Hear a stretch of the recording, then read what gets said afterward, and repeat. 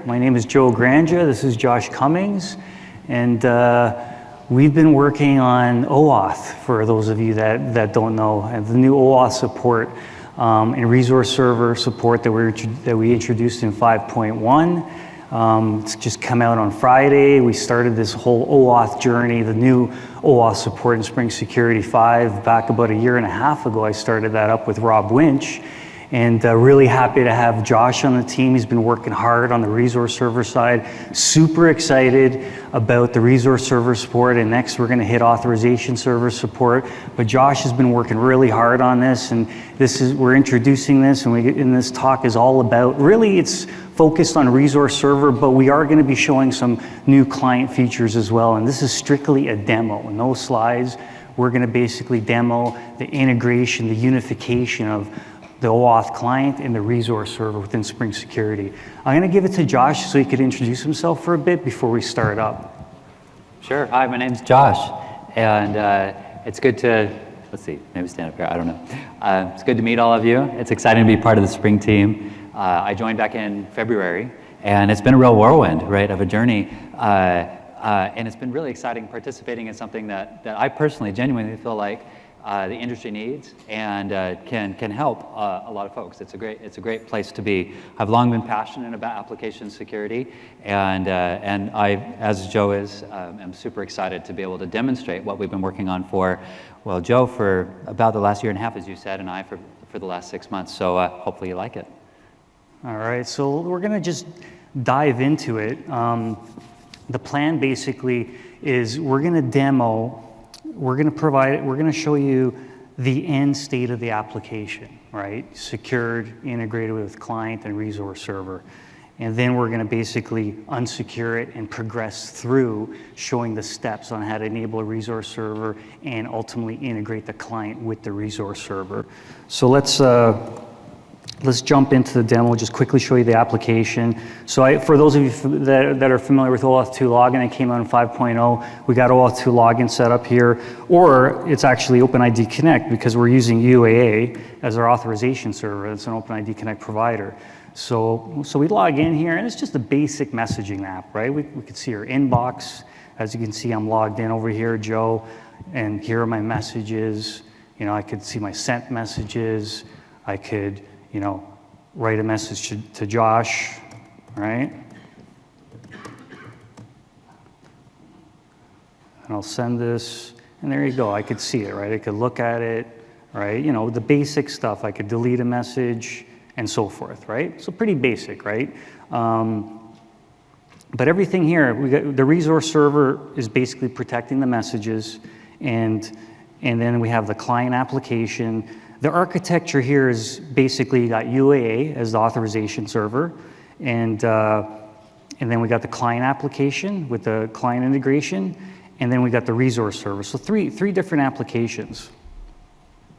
Now what we're gonna do is we're gonna completely disable security or resource server security, or basically no protected resources. Right, and we're going to show you how that looks like, and then we're going to basically progress through this sample, enabling the resource server and enabling the client integration. So we're going to go back right from, you know, the beginning right now, and I'm going to just demonstrate, just prove out that we actually are not protected anymore. Log in here. As you can see, I could see all my messages right now, or all of the messages, right? I'm logged in as myself, but I can see Josh's messages, I could see Rob's messages and so forth. And the sent, you know, all the messages. So basically the resource server is just, you know, it's open, right? So now we're unprotected. So let's jump, I'm gonna hand this over to Josh right now. And what we're gonna do in this step sequence is we're gonna basically enable the resource server, minimal configuration, the absolute minimal simplistic configuration, and then we're going to progress through more advanced configuration, scope-based authorization, and so forth. Go for it, Josh. Awesome, thanks, Joe, and thanks for that heartfelt message. I really felt the team spirit, love, like the hey Josh, hey what. That was really, really thoughtful. Thank you. So if you'll pardon me for a second, there's a little bit of demo dust that I have to clear up. And that is because when we include the Spring Boot starter security dependency inside Resource Server, it's so good at just by default protecting the system that I actually had to kind of stomp on it a little bit in order to get it to behave as badly as I wanted it to, and as insecure as it was when Joe saw it. So I removed that, and thanks for your patience with that. Here in the build, you can see two dependencies that we've added in the Resource Server in order to declare. Oops, I've got the wrong one. There we go. Good deal. So you can see the dependencies here that I've added, and there's two that are of particular importance. This first one is one that you're probably already familiar with. If you've had a chance to play with Spring Boot and Spring Security before, you've seen this dependency. This is the entry dependency that you add into a Spring Boot application to declare that you'd like it to be defended by Spring Security.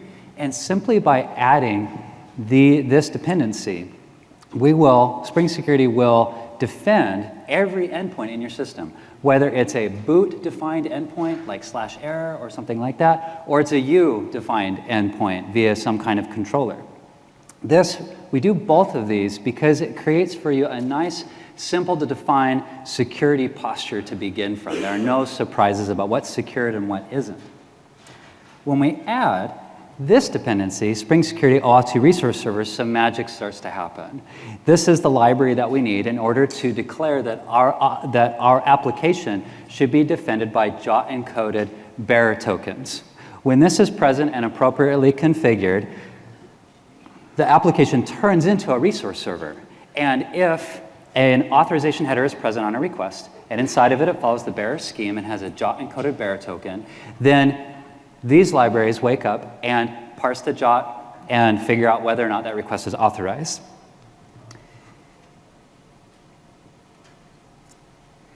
There is one more piece that we need, though, in order to make it a fully fledged, fully configured resource server.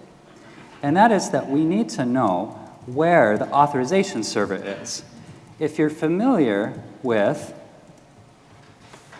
let me just make that bigger for you. If you're familiar with Resource Server, Authorization Server, and clients, that is to say the entire OAuth 2 ecosystem, you'll recognize that resource servers, in order to know whether or not a request is authorized, it needs to inspect the bearer token and ask the authorization server some questions. There are some different ways to implement this, and what Spring Security 5.1 supports is JWT tokens that have inside of them a JWK signature.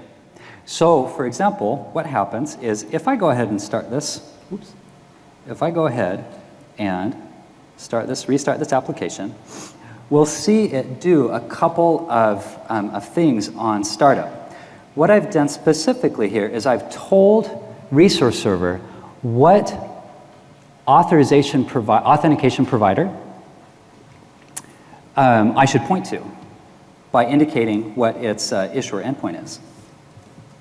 And if I take that and bring it here into the browser, actually I think I have a little bookmark here, then what it's going to do is it's going to take that endpoint, recall what I pasted into the YAML, and the system will append to that this URI.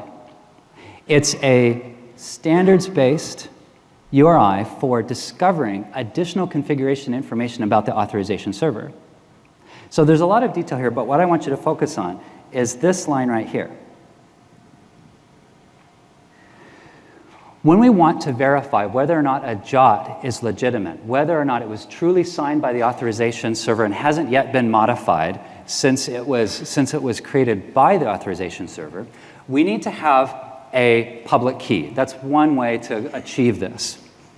Where are we going to get that public key? Well, I could configure it directly on my resource server, but that's problematic because, well, what happens when it needs to be rotated? What happens when I decide that I want to invalidate that? It's a little bit more of a difficult scenario to maintain at scale. What we can do instead, though, is we can point to an endpoint like this.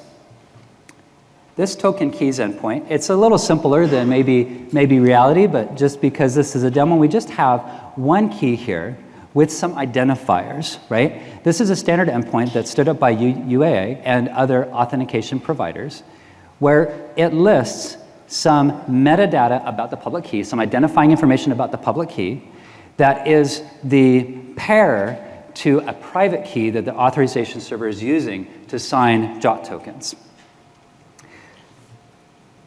So all of that is coordinated initially by us inside our resource server declaring where should I go to get that metadata information, right? So all of this is taken care of for you. Because there's this extra effort on the part of Spring Boot in conjunction with Spring Security, all we need to do to get a minimal setup for our resource server is add those two dependencies and tell resource server where the authorization server is so that it can find the juke set, the JWK set, cache it, and then use it on future as requests come in.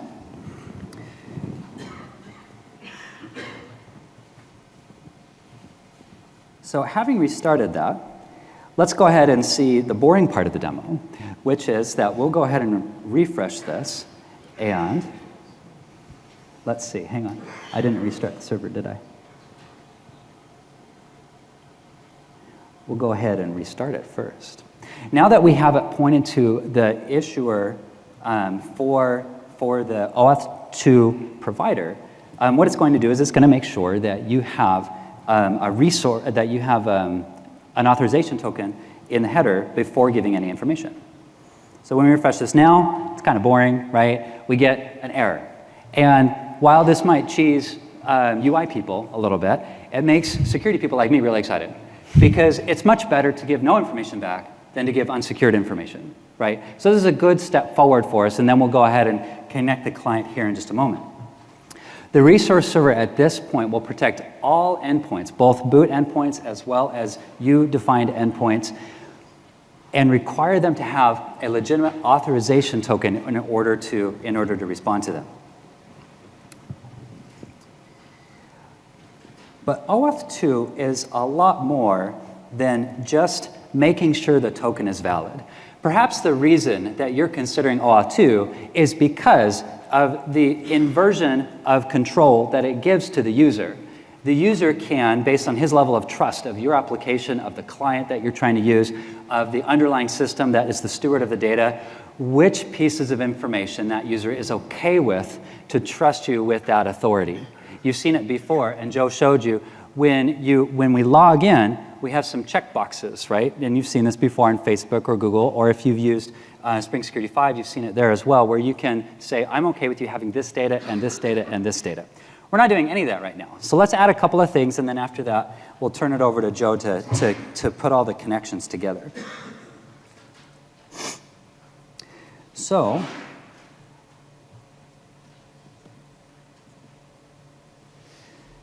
let's check out two spots where resource server gives us some nice muscle.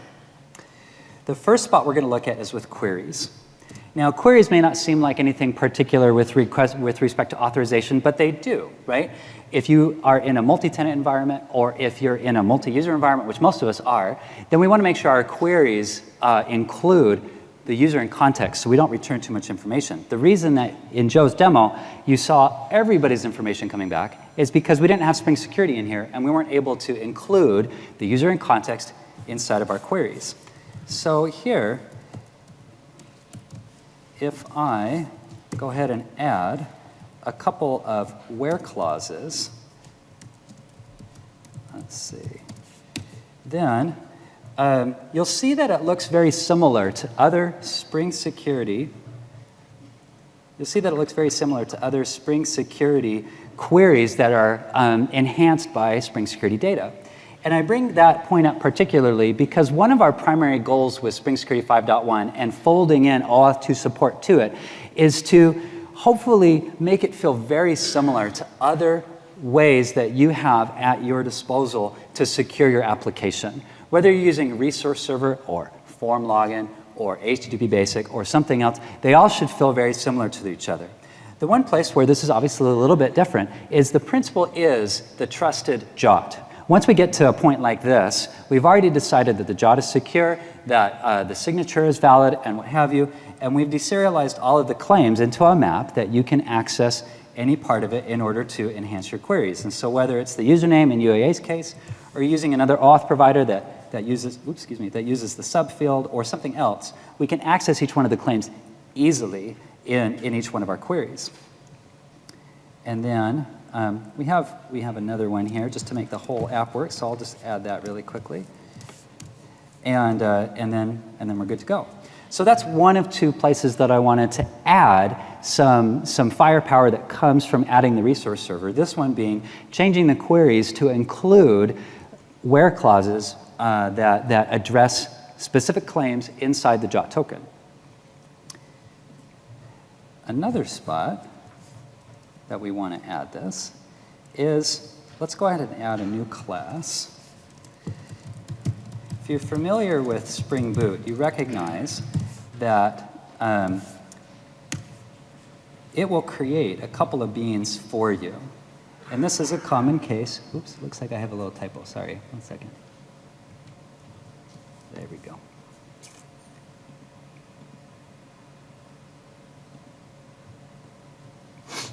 Spring Boot, what it will do by default is if it doesn't see a web security configure adapter, it will create one for you. And when resource server is included, this is what it creates. And since we're going to customize this a little bit, I'll go ahead and create my own web security configure adapter, and now Spring Boot is going to back off. It's not going to create the security adapter for me anymore, and it'll allow me to configure it how I want to. So the second thing that I'll add, the first was the queries, and then the second thing here that I'll add are a couple of endpoints. I add these for a couple of reasons. One of the primary reasons is because, again, I want to emphasize that this should look and feel similar to other Spring security things that we have in the past.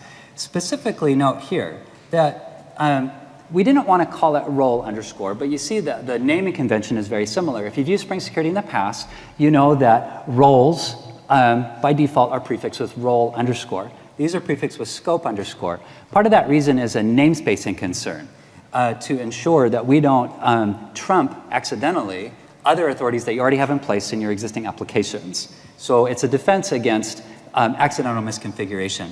But also it gives you an idea of provenance, right? That these authorities came from a JWT token. We can also configure this a little bit, and we'll come back to this in a moment, configuring your own granted authorities and customizing that a little bit. The second reason, though, that I wanted to include both of these is to re-emphasize this idea that resource servers, when applications are participating in an OAuth flow, and we want to protect them as a resource server, we should take advantage of that. We should make sure that we're meeting the user or the client at the level that they're comfortable with in relative to the trust that they have over the entire system as a whole. So because I have these two separate endpoints and these two separate scopes, I can give a slightly different experience in the application based on what the user is comfortable with sharing. Let's see. So what we did is we added we added two URI endpoints, and we added some query, some where clauses to our query that allow us to behave as better stewards of the data, hopefully relative to the user's preferences. And I think that at this point, Joe, we probably are ready to connect the client. Let's do that. What do you think? Definitely. Let's do that. I'm just going to set things up here to the point where we're at right now. There was a couple other changes, but just make sure we're in the correct state.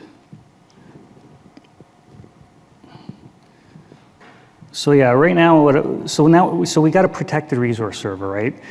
Using scope-based authorization. So now we got to get the client integrated, right? So obviously, what does that take? Obviously, we got to pass an access token to the resource server, right? So I'm going to show you how that happens with the 5.1 features of OAuth clients. Now, I'm going to open up Right now we have, so the initial support for the OAuth client support is with web clients. REST template support might come later, but right now the initial support is with web clients. So if you want to make a protected resource request with an OAuth client, you're going to be using web clients. Right now in the sample application, we just have, we've exposed the web client bean with its default, properties. So what we got to do, we got to configure it, customize that web client bean with the necessary configuration with the OAuth client integration. So let me kind of just go over this code here. So we have this servlet OAuth 2 authorized client exchange filter function. That is one long class, no doubt. But let me explain it to you. Obviously, this is a servlet-based application, right? This is not a reactive-based application. There is a counterpart to that, which is called server authorized client application and so forth. And with web clients, you got this functional interface, the exchange filter function, which allows you to plug into the whole request and response processing life cycle. So this is how you implement pre-processing, post-processing within a web client. So this servlet OAuth 2 authorized exchange filter function does all this work, and the features that it provides is, from a high level, is it will, at the very least, they'll add the access token into the authorization header. If the authorized client doesn't exist, it'll re-trigger the authorization for the authorization code grant for the specific client. It'll also refresh your access token if it expired, right? So there's quite a bit of functionality in there. But as far as configuration goes, this is pretty much all you got to do. Instantiate this class, pass in the client registration repository, the authorized client service, and then apply it to the web client builder, applying that exchange filter function that does everything. That one-liner right there that apply. OAuth 2 configuration. That's literally all you got to do, right, as far as the configuration goes. Now, we still got to obviously pass that access token, so we still got to get that other end of things going. Because right now, the infrastructure components within the customized web client, it's all set up. That's all you got to do, right? Now, if we go to, let's go to the messaging controller and see what we got to do here to pass that access token. And I'm just going to add this one-liner here, right here, and I'm going to explain this. So, OAuth 2 authorized client, we're passing in, okay, I'm going to backtrack here. This first annotation here, this is my sent box. The inbox is the same, it just delegates to this get messages. But I want to talk about this registered OAuth 2 authorized client annotation. So it's a handler method argument resolver that ultimately resolves an authorized client. So an authorized client, for those of you that are not familiar, is, so at the very beginning, the client, with OAuth 2 login, it triggered the authorization request, right? And then you got the consent screen.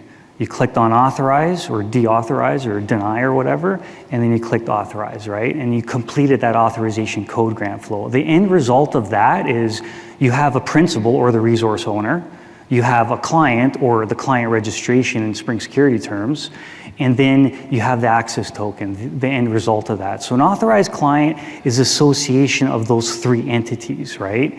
This annotation, as you can see here, messaging, that's the client registration ID. If we look at the application YAML for the client, for those of you familiar, the client registration is set up like this, right? Here we have the messaging, all right? That's the client registration ID and all the other required parameters. Take a note of the scope there. We got OpenID, profile, email, and messages. Just take a note of that, and I'm gonna, get back to that.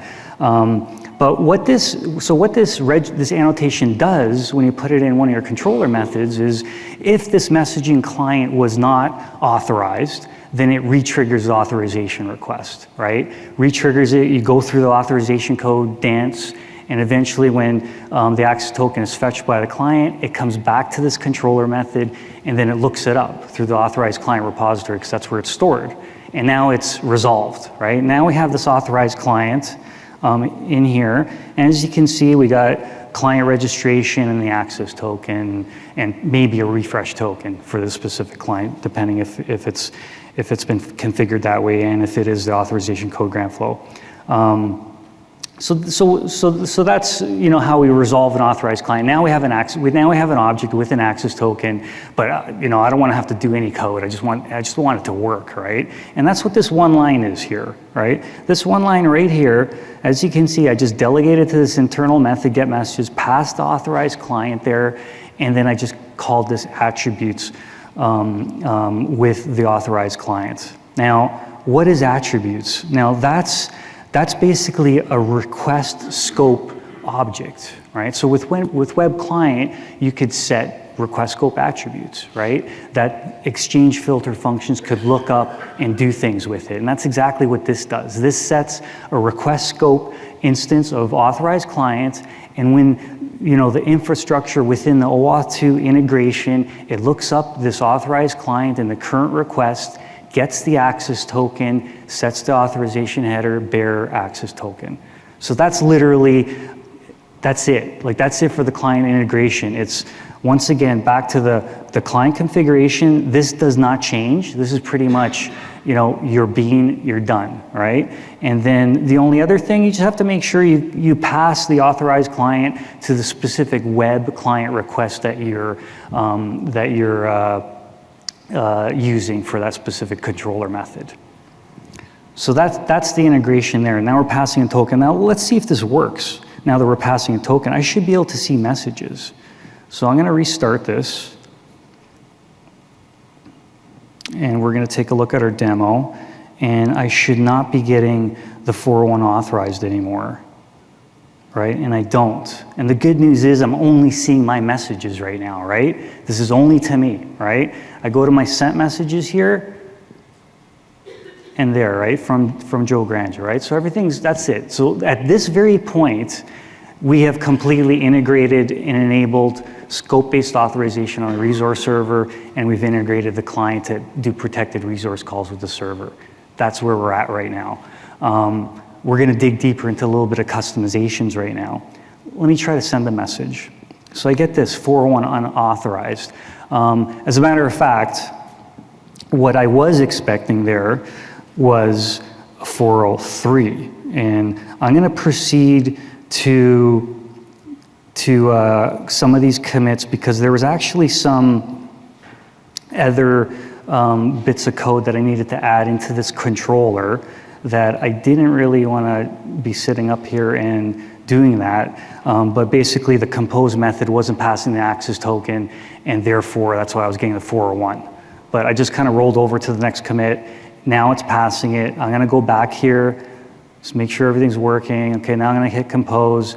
Now I got a 403, right? That's because that's what I wanted, because what's happening here is you saw the application YAML, the client registration had the messaging scope, but we also have this other scope, contacts, right? And that scope allows the client application to get the contacts of the current user, so I could, in the drop down, I could see the contacts I could send to. And plus there's some other authorization that happens with that scope. So let's dive into that and see how we could set that up. And this kind of leads me to customization of the authorization request. Users have been asking for this, and not surprised, and we could only get so much into 5.0, but 5.1, you could customize the authorization request, you could customize the token request, you could customize the token response handling for the authorization code, that is, and for client credentials for the token request side of things. But the authorization request customization is obviously only authorization code. So you have full control on customizing and adding custom parameters. For example, OpenID Connect. OpenID Connect adds a few extension parameters. For example, the prompt parameter, right? It could take in login or reconsent, right? So for example, if I passed the prompt equals reconsent in my authorization request, maybe that's what I want to do. Every time there's a flow that happens, an authorization code flow or OpenID Connect that happens, then it would Actually, I'm going to backtrack. That's probably not the best example, prompt, because that's for OpenID Connect. But let's talk about if the prompt was reconsent, right? So I logged out of my application. I've authorized it previously. I logged out, and then I'm using this custom parameter, prompt reconsent. Next time I log in, it's going to reconsent. It's going to ask me to reconsent again, right? So this is one of those use cases. I'm not going to show that specific use case. I'm going to show another use case, but I want to show you how easy it is to customize authorization requests and ultimately add your own custom parameters. So let's dig into that. Okay, so I'm going to add this. So it's the authorization request resolver. That's the core interface. So I'm going to add that here. So we're going to call it custom authorization request resolver. Okay, and then we're going to do this, dump all that code in there. Let's take a look at this. First off, the core interface. Pretty easy, right? So authorization request resolver. So it's got a couple of overloaded resolve methods. The ultimate goal is return an authorization, OAuth 2 authorization request, which will ultimately be used to redirect to the authorization server, right? The default implementation of this is the default authorization request resolver. And it does what it does today with OAuth 2 login, and it does what it does today for 5.1 for the authorization code grant. In case I haven't mentioned it, that's new in 5.1 along with the client credentials grant. So the default authorization request resolver, it resolves it through this base URI, OAuth 2 authorization, and the client registration ID. Grabs all the data that's in the client registration, creates the authorization request to the authorization server with your typical, your required parameters, right? So this pattern here, if you want to tap into it or hook into it and add a custom parameter, this is how I've implemented it, right? It's a delegation-based pattern. So my custom authorization request resolver, in the constructor, I just initialize the default one because I want the exact same behavior.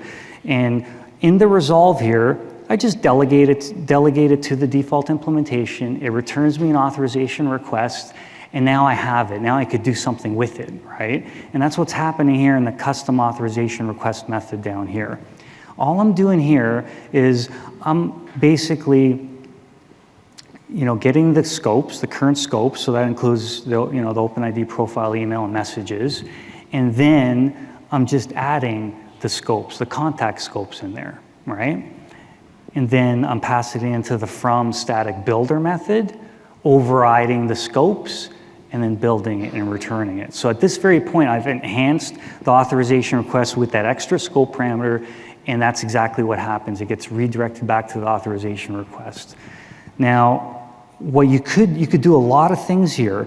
I could also completely override the authorization request, because this authorization request has an attribute called authorization request URI, fully qualified URI with the request parameters and everything. That's ultimately what gets redirected to the authorization server. If I wanted, I could just use what's there and then append the parameter to it, or just do whatever I want to it, right? That's one of the things you could do. Or you could, there's also additional parameters map. I could add custom parameters. This is where I could add, for example, prompt equals reconsent. Add that in, and now ultimately get built into the authorization request. So there's a lot of power here, right? Now let's take a look. Let's take a look what happens here. Well, first of all, we got to configure it, right? I've created this instance, and now I got to configure it into the security configuration. So let's do that next. And then I'm going to add the method here, and then where we configure this is the authorization endpoint, authorization request resolver,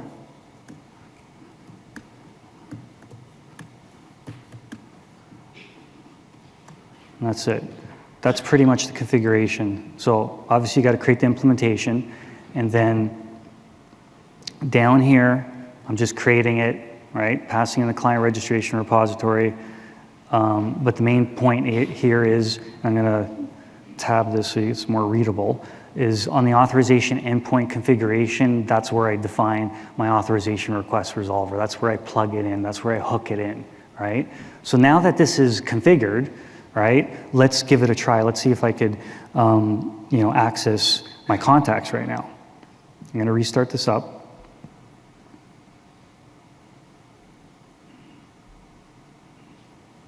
And we're going to go back here, make sure, there we go. Compose, there we go, right? So now I could see everything. Now I could see only my contacts, not myself included, right? So now we've proved out, we got, more finer grain authorization on the resource server. It's been established already. Now just I got an extra scope on my access token using the custom authorization request feature there. Now let's jump onto the next section. That was some customization on the client. There's actually quite a bit more customization that you can do, but there's only so much we could show during this demo. So what we're going to dig into right now is some customization of the resource server. All right, so let's jump into that next with Josh. Thanks, Joe. And can we give a hand to Joe for saying servlet OAuth authorized client exchange filter function? Oh boy, that was pretty I'm tired. Cool.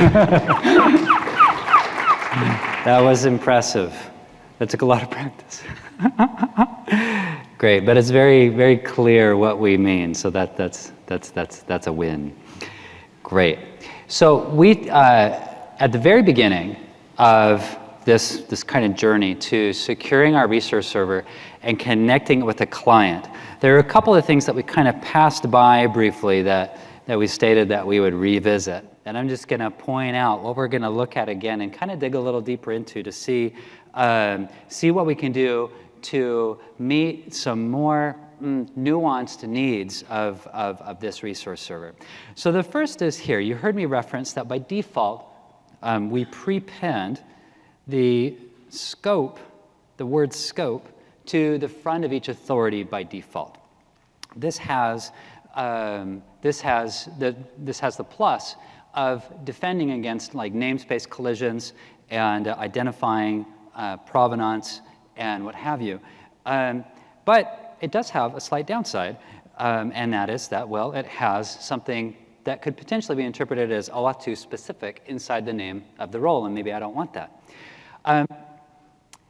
Perhaps even more generally applicable is the idea or the understanding that each of us has that granted authorities, while the model is very simple, the procedure that each individual application might undergo in order to infer the appropriate granted authorities from some kind of JOT could be different from application to application, and certainly from company to company. Maybe we want to look up granted authorities from a database. Or maybe we don't even have a scope attribute or an SCP attribute in our particular setup. What am I going to do to establish my set of granted authorities easily, because it doesn't really fit this specific use case? I don't have a scope attribute. It's not true that it's a one-to-one mapping between the scopes in my JOT to the granted authorities that I want in my app. So we'll do this little cosmetic change, but keep in mind that we're using the same API that you would use to perform more sophisticated changes on the set of granted authorities. So let's go ahead and create a granted authorities extractor. And there's an extension point that you can see here called called JWT Authentication Converter. To understand the importance of this API and where it comes from, we're going to take a look at JWT Authentication Provider. This class, you're most likely already familiar with authentication providers in Spring Security. And this authentication provider is added automatically by Spring Boot if we're using Spring Boot's configuration and resource server as a dependency, or by calling this sequence of methods in the DSL. Either way, we'll get in our authentication manager a JOT authentication provider, which can look at a bearer token and first of all decode it, verify it, validate the signature, check the timestamps, and do myriad other things on your behalf to ensure that the JOT is trustable. And then the second step is once we have a trusted JOT, to turn that into an authentication, a Spring Security authentication. Of course, when we leave an authentication provider, what we need to have is some kind of authentication object in order to be able to participate in the rest of the Spring Security API. And so that's the final goal of this authentication provider. This two-step process allows you to step in depending on what you're trying to do. Are you trying to confirm the validity of the JOT, or are you trying to take that JOT and its set of claims and turn it into an authentication? In our case, we're creating granted authorities, right, which is part of the canonical Spring Security API, right? And so we definitely want to extend JOT Authentication Converter. I will say here, well, let me mention one more thing here in just a minute. We'll get through this use case, and then I want to point out one more thing about this converter that's valuable. Okay, so since I am connected to UAA and using that as my OAuth provider, then I know already that UAA uses an array to express its scope, and it uses a property called scope. So it's safe for me to be able to write this. And oftentimes that'll be the case with your situations as well. You'll know the way that the authorization server would like to communicate the authorities. You need to pull them out in your own way and then perform your own business logic. And since we know that it's a scope attribute and we know that it's an array, we can go ahead and safely cast it. Once I have this, I can do something simple like map the authorities to the simple granted authority object. And each one, again, in my particular use case, each scope does map to an individual authority that I want Resource Server to be aware of. But like I said earlier, I don't want to have the scope prefix in the front, right? So that's my specific use case. But of course, this contract enables you to do quite a bit more, depending on what level of sophistication you need in order to derive the authorities. As an aside, even more powerful than this, if we take a look at this fellow right here, at the end of the day, he implements converter, right? If we need to do something still more complex and custom, we can simply implement a Spring Security converter that takes it from a JOT and turns it into an authentication, and it's your job to do everything at that point. Whatever JOT comes back, you'll generate your own authentication in the end. So let's add this.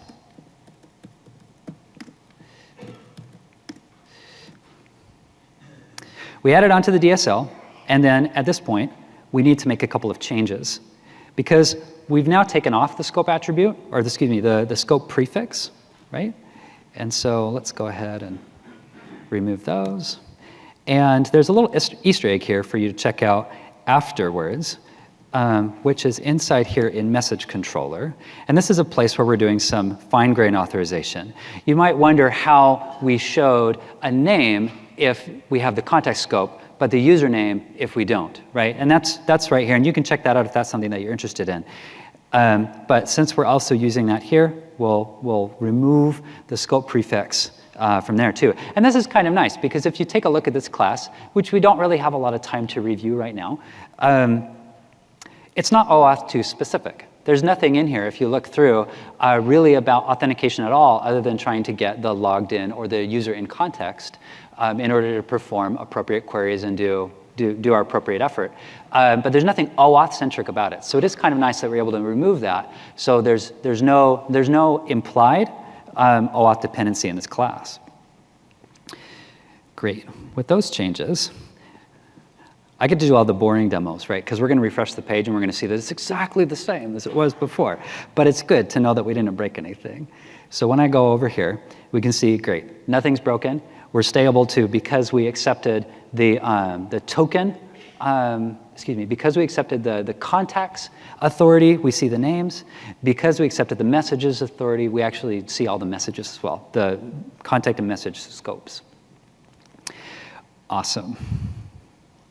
One other point that we skimmed over in the beginning I sort of mentioned it in passing, was that there is more than one thing that this property does for us.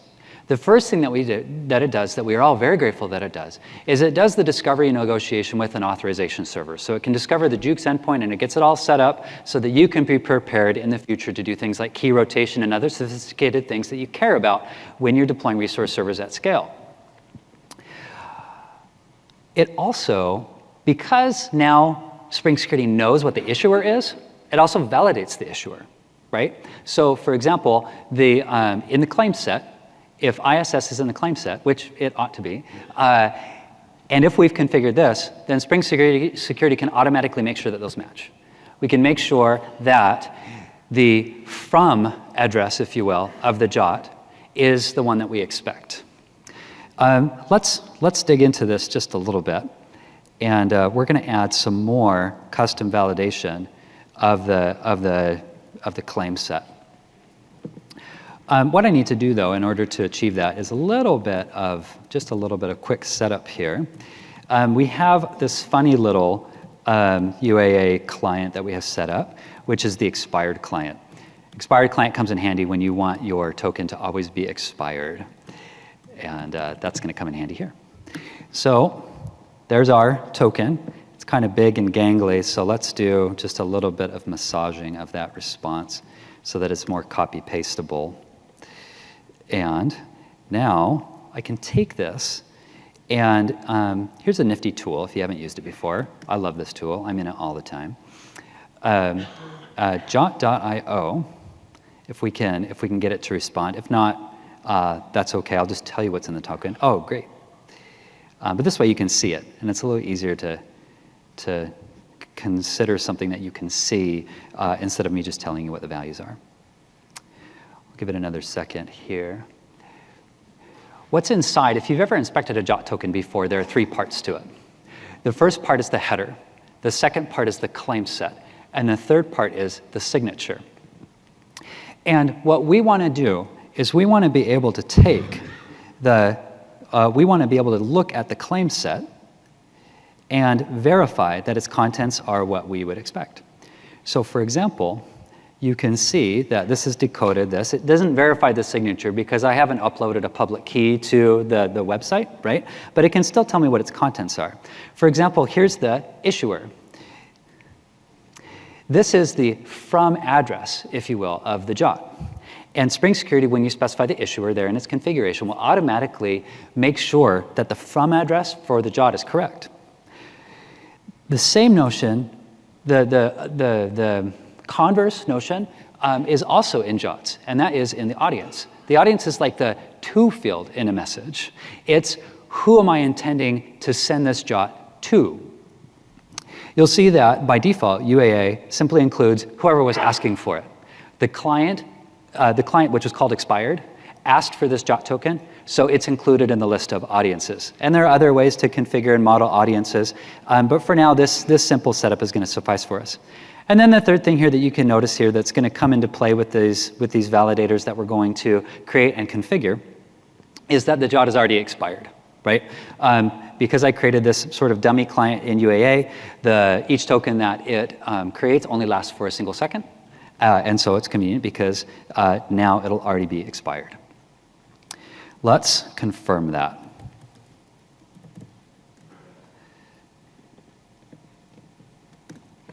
Okay, we'll clear this up. And then if I simply hit the resource server endpoint with the authorization header,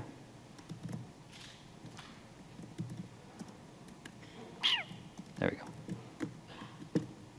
Then we can see that we get, an error here that the JOT is expired, right? Okay, so we know we're all set up correctly. Now what I'd like to do is I would like to confirm that the audience is correct. So I'm going to create a very cleverly named class here called Audience Validator, which is certainly not as clever as Servlet OAuth 2 Authorized Client Exchange Filter function. But I worked very hard on it. And I'm new on the team. Eventually I'll be able to come up with longer names. Great. So all this class is going to do is it's going to validate that the audience is what we expect it to be. In this very simple situation, all I care to know is that it is the name of the one client that I'm configured with. And certainly, we'll want to do, as we added more clients or more sophisticated roles or scopes, the nature of this would change a bit. But for now, this suffices for us. If it has the audience messaging, then I'll be able to declare victory. But if it doesn't, then I need to hand back some kind of error, hopefully some kind of informative error. And so in here, what I want to do is I'll want to pass an OAuth 2 error or a collection of errors. That's a little hard to see, but it's basically an OAuth 2 error or a collection of them.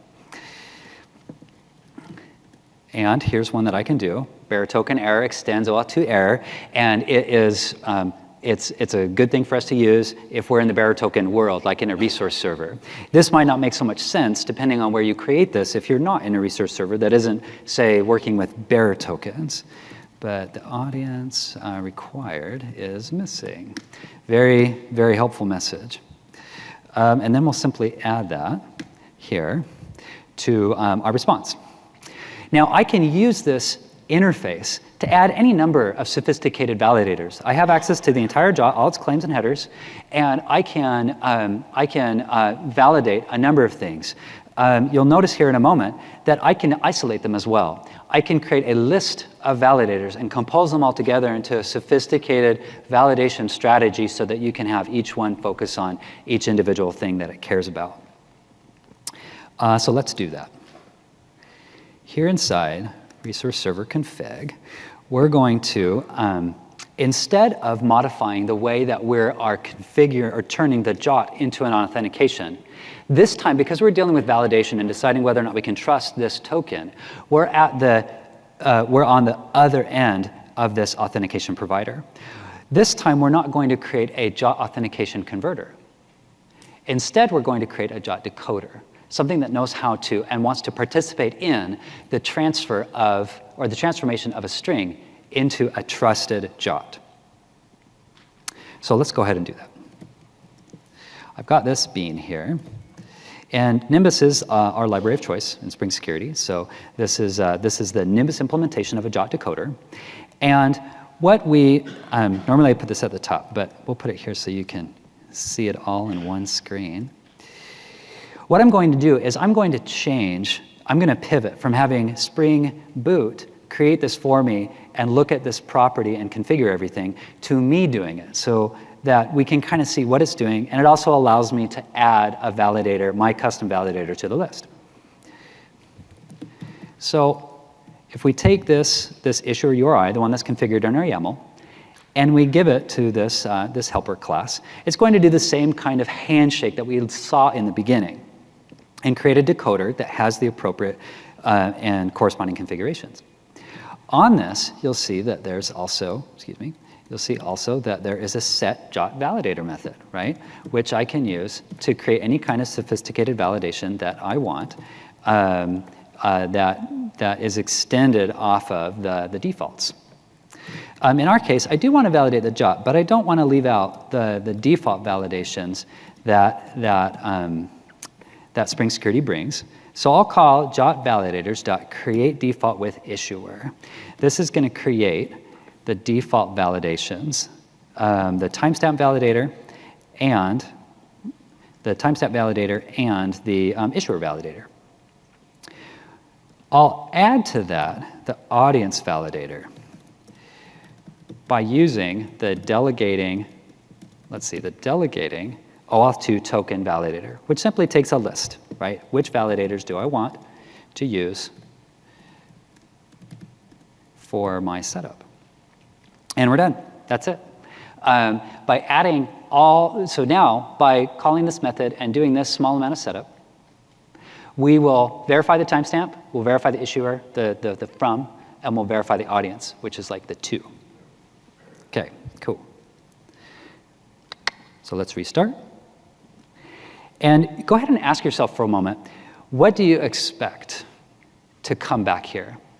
We know already that the token that we have, that we created a little bit ago, it's expired, And we know that its audience is incorrect. Remember that its audience is expired because that's the client that we used. And the audience that we want is messaging. So there's two problems with this job. Go ahead and think to yourself about what you'd expect when I call this now. The response is that we still give the same and only one error message. And the reason is because, that may seem anticlimactic, we're going to fix it in just a second.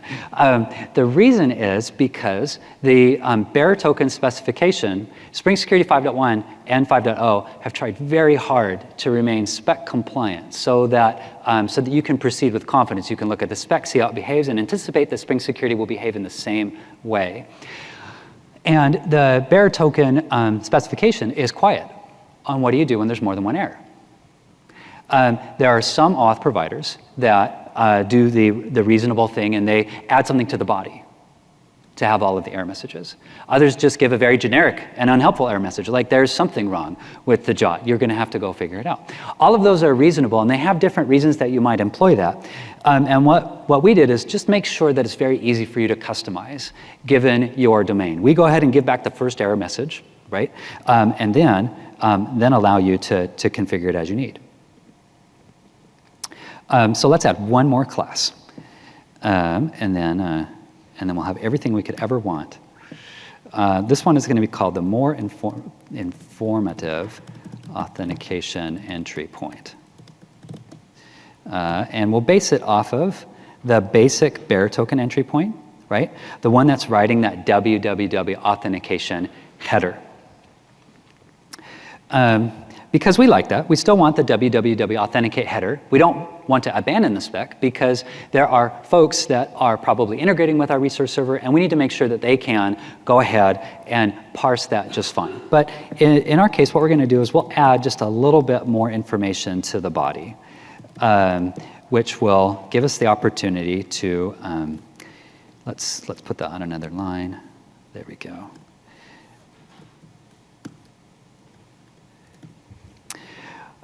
Which will allow us to have something a little bit more in the body so that we can see all of the different error messages. And if the cause of the authentication exception was because validation failed, then we want to take that validation exception and get the extra information out that we were missing. So let's just cast it real quick so it's a little easier to read on the line. And then this exception, it contains more contextual information for you to be able to reason about the kind of error that you want to hand back. It has inside of it, we recall that on our single validator, we could hand back a list of errors. And since we have a composition of validators, it's also true that we might have myriad errors coming back from all the validators together. And so we want to go ahead and get those errors out and then simply render them.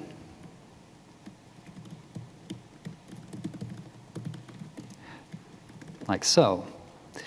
Now, you might not use Jackson, you might not want to put it in the body, you might do 100 other different things, but the point is here that I have a way to do non-trivial type modifications to my error handling. And what I say here is true for authentication entry points as well as access denied handlers, right? If you have an authentication error that's due to validation or something like that, the validity of the JOT, then you can extend an authentication entry point. If you have some special considerations you need to make at the authorization level, then you can do that with an access denied handler, just like you can with other kinds of authentication mechanisms in Spring Security. So let's go ahead and restart. Last restart. And then we'll hit the endpoint. You always hope that there is no error at all on the very last restart, but there you go, because I forgot to wire it, right? So we'll just wire that, the more informative authentication entry point to our DSL. And by last restart, I meant this is the last restart. Great. Now we'll go ahead and hit it. One more time.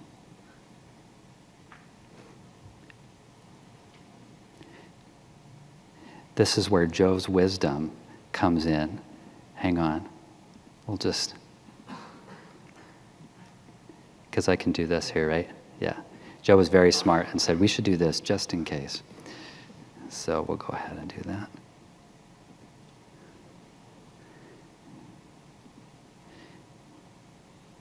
Oh, it was because I was restarting the wrong server. Okay, great. I was restarting the client instead of the resource server.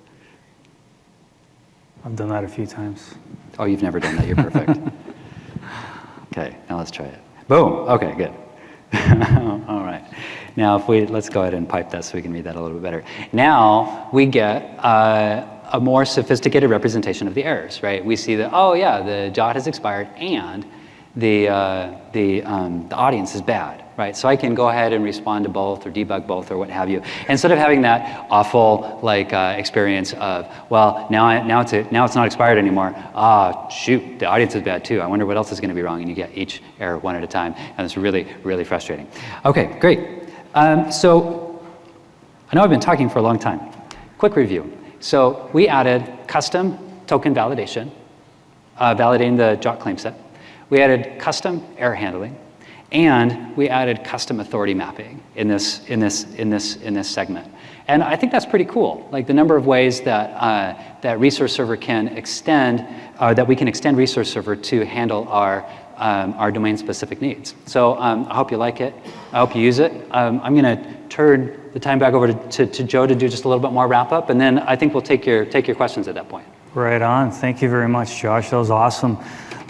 There's a couple other commits in this repo that I want, if you guys are interested, check it out. We didn't have time to do it in this demo. During our dry run, so okay, these got to go out, but they're in the repo.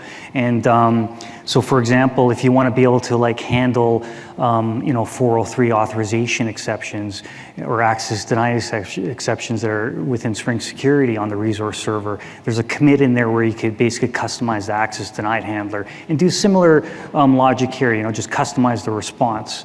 As well as on the client side, I mentioned earlier, I've seen this a lot actually. This has been reported a few times where, a provider doesn't comply to spec. For example, on the access token response, the token type parameter is required in the spec, but it doesn't actually come back with some providers. I know LinkedIn is one of them, and they can't get OAuth 2 login working with LinkedIn. Well, with 5.1 you can. Right? There's a commit in there that allows you to customize the REST template for the servlet side of things that handles the token exchange or the token request and response. So you could ultimately implement your own response handler, or actually a Spring converter that converts the map to an OAuth 2 access token response. You could just default to token type bearer or do whatever you want, really. So those two commits are in there, so I welcome you to check that out. We do want to take some questions. Before that though, and hopefully we have time for some questions, if not we will be out there waiting for some questions. Tomorrow, go check this talk out.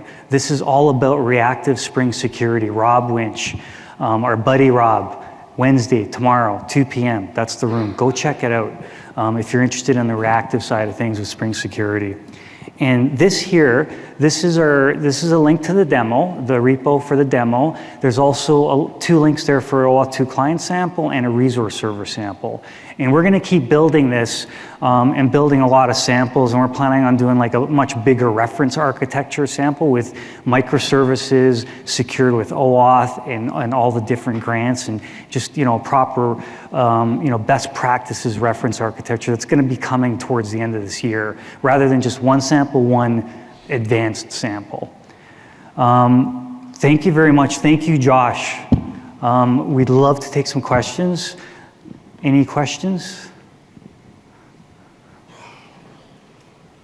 Everyone know? Okay, right there. Sorry, I walked in a few minutes late. You said the Spring Security support for OAuth 2, it supports OIDC, is that right? Yes, OAuth 2 login. Yeah, 5.0 actually. We provided support for OpenID Connect. Yeah. I know it's called OAuth 2 login. The reason being is we have to make it work with standard OAuth 2 providers like GitHub, for example, right? It's not an OpenID Connect provider, so we just kept it that name, OAuth 2 login. But if it's an OpenID provider like UAA, it does the OpenID Connect flow. Yeah. So I probably should have repeated that question. The question was, Does OAuth 2 login support OpenID Connect? Yes, it does. Any other questions? Sorry?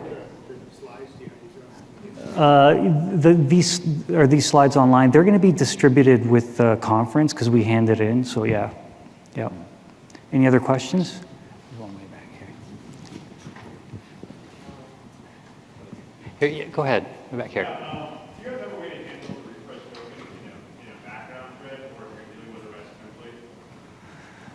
Well, okay. The question is, do you have a way to handle the refresh grants, refreshing access token in a background thread?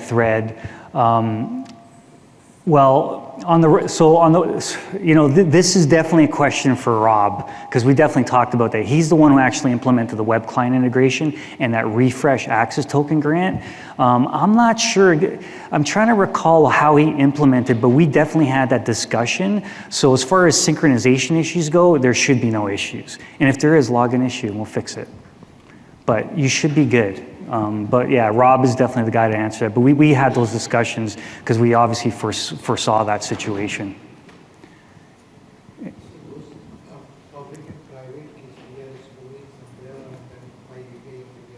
Sorry, can you speak up? Keys, yeah. Storage of those keys, right, that we are connecting to those. So earlier version we were using trust to store where individual server we are storing, and this 5.1 we are storing somewhere else, and then we are connecting to all. So can I restate your question to make sure I've understood? You're asking the public keys that are used to verify the web tokens in 5.1, are those stored on the machine like cached or something like that? Is that your question? Yeah, that's correct. They're cached. And the way the mechanism works today is that whenever a JOT comes in that the application does not recognize, like the metadata inside of it can't be reconciled with the cache that it has using the composite keys that it creates based on those header fields. If it can't reconcile and find a key that matches that metadata set, then it will query again. It will invalidate its cache, requery, check one more time, and if it still doesn't find it, then it will say, sorry, this is invalid and I don't have a matching key. So yeah, but it's there. It's there stored for you. Yep. Just to add to that, for 5.2, we are going to be adding a revoke token feature. And it's a bit tricky with JWTs. I mean, those public keys are cached, and we need a way to invalidate that cache. But that's going to be coming in the next release. Any other questions? I have two questions. Sure. Do you have any plan to enable to use access token other than JOT? Sorry. Something other than JOT. Other than JOT. Okay, so did you want to answer this one? No, go ahead. Okay. Go ahead. So also for 5.2, we're targeting to implement the introspection endpoint, so opaque tokens, right? We couldn't get into 5.1. We really wanted to get into 5.1.2, but it's just so much work to do. But 5.2 for sure, opaque token support, the introspection endpoint specification, we're going to implement that. So that'll be the next token format that we'll support. Were you asking for another specific format, or were you looking for an opaque token support? Yeah. Okay. Opaque. Second one. Sure. Do you have any plan of authorization server? Sorry?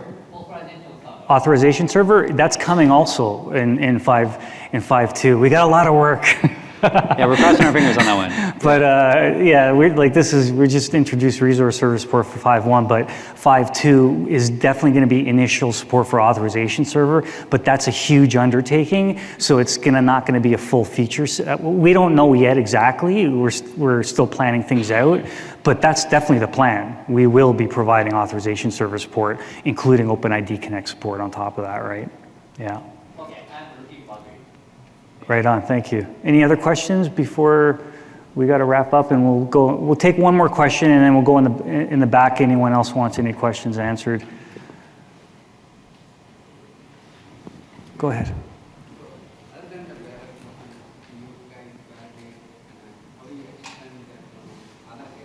Can you speak up just a little bit louder? Sorry. Other than Theyre Ours, you guys have an extension to the other additional token, something else? Good question. So let me make sure to restate to make sure I understood. So we initially provide bearer token support, and your question is there a way to for you to customize and do something other than a bearer token and still defend the resource server? Did I understand that correctly? Yeah, good question. So where the point at which you want to look, I would say that we do not yet have well-defined support for it.